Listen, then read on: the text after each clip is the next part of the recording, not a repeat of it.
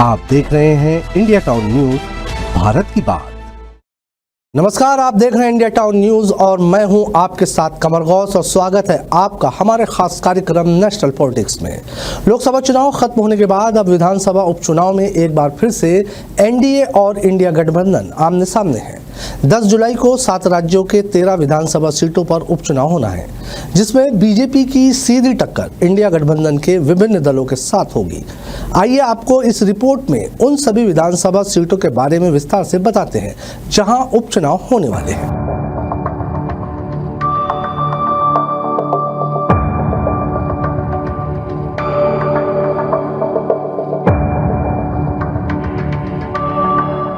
दरअसल 10 जुलाई को 7 राज्यों के 13 विधानसभा सीटों पर उपचुनाव होना है। उसमें पश्चिम बंगाल, हिमाचल प्रदेश, उत्तराखंड, पंजाब, तमिलनाडु, मध्य प्रदेश और बिहार शामिल है। बता दें कि जिन 7 राज्यों में उपचुनाव होना है उनमें पश्चिम बंगाल की 4, हिमाचल प्रदेश की 3, उत्तराखंड की 2, इसके अलावा पंजाब, तमिलनाडु, मध्य प्रदेश और बिहार में एक विधानसभा सीट पर उपचुनाव के लिए वोट डाले जाएंगे। साथ ही आपको बता दें कि जिन 13 सीटों पर विधानसभा चुनाव होना है उनमें 3 सीटें भारतीय जनता पार्टी के पास है, वहीं 2 सीटें कांग्रेस के पास है, जबकि आरजेडी, डीएमके, आप और टीएमसी के पास भी एक सीट है।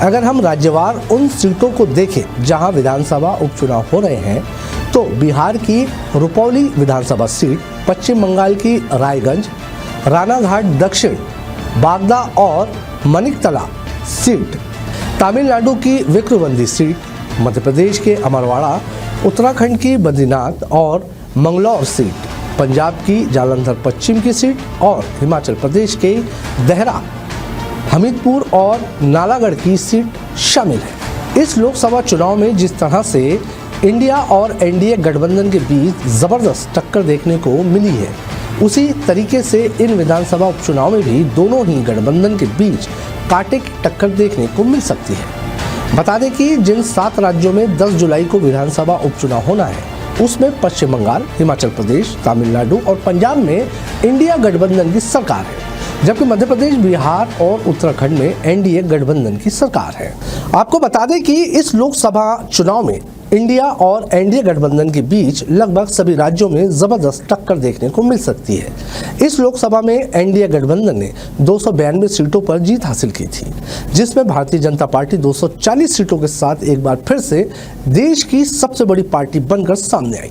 वहीं दूसरी ओर इंडिया गठबंधन ने भी इस लोकसभा चुनाव में 234 सीटों पर जीत दर्ज की थी, जिसमें कांग्रेस 99 सीटों के साथ गठबंधन की सबसे बड़ी और देश की दूसरी सबसे बड़ी पार्टी बनकर सामने आई।